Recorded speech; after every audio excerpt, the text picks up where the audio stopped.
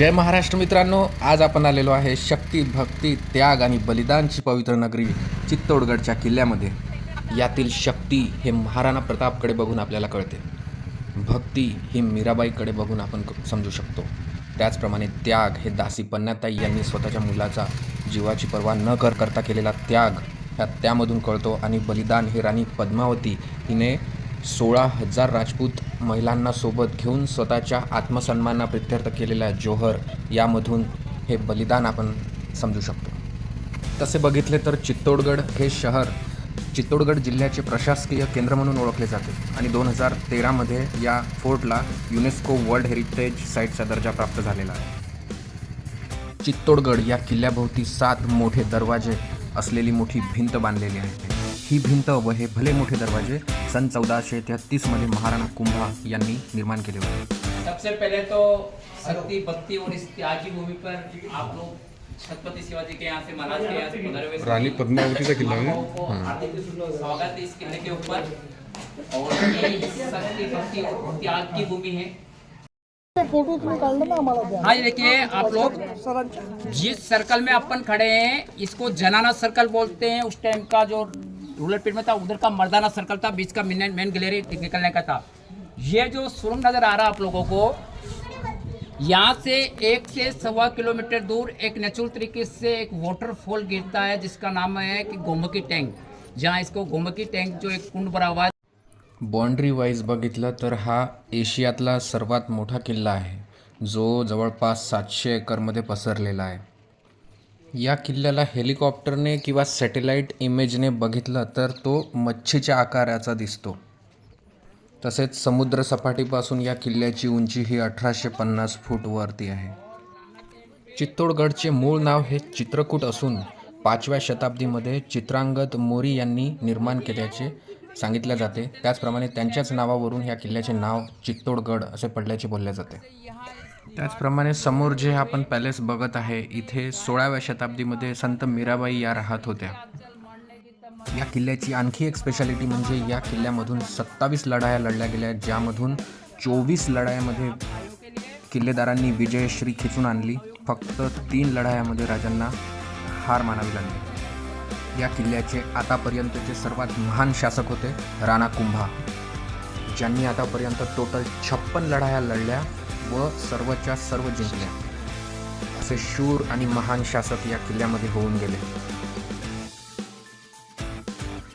8व्या शताब्दीमध्ये बाप्पा रावल जे एक सूर्यवंशी राजा होते, जे प्रभू श्रीरामाचे वंशज मानले जाते, त्यांनी हे सूर्यमुखी गेट व या पॅलेसचे निर्माण केले. सन 734मध्ये बाप्पा रावल यांनी हा गड जिंकला, जो आधी मोरी घराण्याकडे होता, आणि इथे मेवाडचे राज्य स्थापन केले. त्यांनीच चित्तोडगडला आपली राजधानी बनवली. आता आपण विजयस्तंभाकडे निघालेलो आहे. मालवाचे सुलतान मेहमूद खिलजी आणि अहमद शहा जे गुजरात सल्तनतचे होते, त्यांनी राणा कुंभा यांना लढाईसाठी आमंत्रित केले.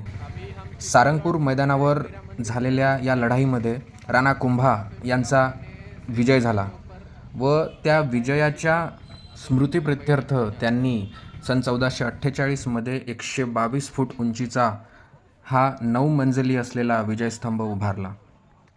हा विजयस्तंभ म्हणजे त्यावेळेस लढलेल्या सैनिकांच्या शौर्य व बलिदानाचे प्रतीक आहे.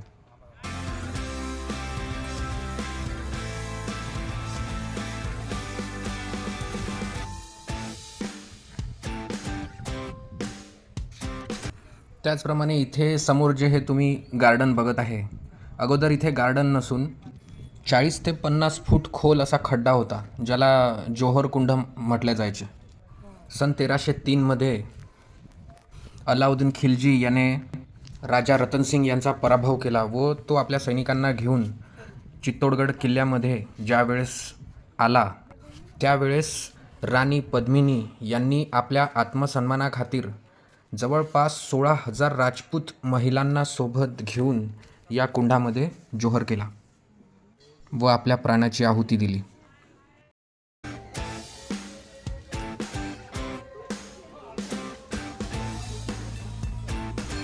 हे भगवान शिव यांचे समाधीश्वर टेम्पल आहे.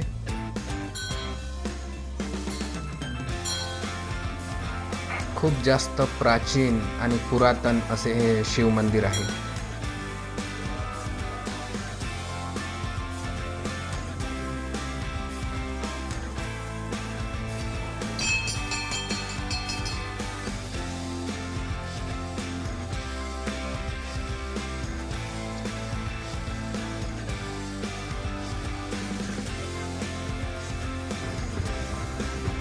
त्याचप्रमाणे हे कालिका माताजीचे मंदिर आहे, जे जवळपास 8व्या शताब्दीमध्ये याचे निर्माण झाले होते. खूप पुरातन आणि प्राचीन मंदिरे इथे आपल्याला बघायला मिळते. इकडे पप्पाची या माकडाबरोबर खूप छान अशी मैत्री झाल्याचे इथे दिसून येत आहे. इकडे पहा तुम्ही, दो दोस्त मिलके फुटाने खा रहे हैं.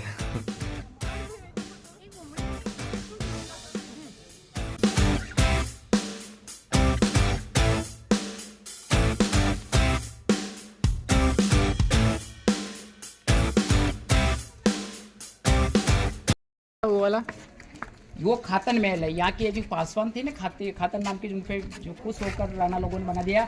ये जो पासवे है ना, इसमें एक चौगान था जो सैनिक परीक्षण करते थे, उसके हथियार रखे जाते थे. और एक कोप भवन था, जो कोई राज फैमिली को मेंबर जो यहाँ नाराज हो गया था ना, यहाँ समझाते थे. ये पदमी पैलेस से पानी के बीच में है. ये वाला हाँ, ये अपन चढ़ रहे हैं जो इनका मेंटेनेंस पैलेस है. वो जो रानी पद्मावती को दिखाया था तो ये है. हाँ, ये नीचे 3rd नंबर स्टेज पे बिठाया, और कैसे दिखाया मैं बताऊंगा उस रूम में, है ना. हाँ, पानी में उसकी छाया दिखाया ना उन्होंने. आणि याच खिडकीतून अल्लाउद्दीन खिलजीला राणी पद्मावतीला दाखवण्यात आलेले होते. त्या समोरच्या 3ऱ्या पायरीवर राणी पद्मावती बसलेली होती आणि त्या समोरच्या पाण्यामध्ये पडलेले तिचे प्रतिबिंब रिफ्लेक्ट होऊन इथे भिंतीवरती आरसा लावलेला होता आणि त्या आरशामध्ये अल्लाउद्दीन खिलजीला ते प्रतिबिंब दाखवण्यात आल्याचे बोलले जाते. आता फायनली हे संत मीराबाई यांचे मंदिर आपण बघू शकता.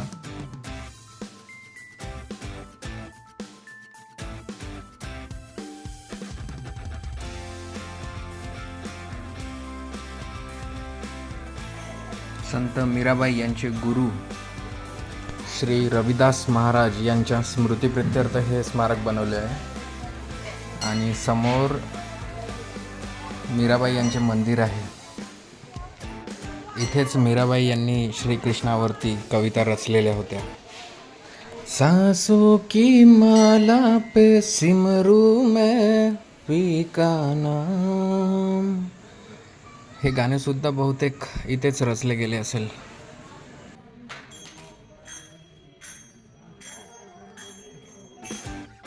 त्याचप्रमाणे इथे काही शॉप्स आम्ही बघितले, जे पारंपरिक तिथल्या लोकांनी चादरी आणि अलग अलग प्रकारच्या साड्या त्यांच्या पारंपरिक पद्धतीने बनवलेल्या होत्या. अशा या सुंदर किल्ल्यामध्ये आमच्या गाईडने आम्हाला खूप छान अशी एक गोष्ट सांगितली. तो म्हणाला, गडों में गड चित्तौड़गढ़ बाकी सब गड़ैया, रानी में रानी पद्मिनी बाकी सब रनैया, ताल में ताल भोपाल ताल बाकी सब तलैया, और राजा में राजा रामचंद्र बाकी सब रजैया. पर मैं तो कहता हूँ कि ताल में ताल मन का ताल अगर सही हो तो दुनिया को सही तरीके से समझ सकते हैं. नैन में नैन अगर अपने नैन सही हो तो दुनिया के इस सुंदरता को देख सकते हैं. रानी में रानी पद्मिनी तो सुंदर थी ही, लेकिन घर की रानी अच्छी होती है जो दुख में काम देती है और जिंदगी भर साथ निभाती है. अशा प्रकारे आमचा हा चित्तौडगडचा प्रवास फायनली एंड झालेला आहे. पुढील भागात भेटू नव्या जागेवर नव्या गोष्टींची माहिती घेऊन. तोपर्यंत bye bye, take care and have a good day.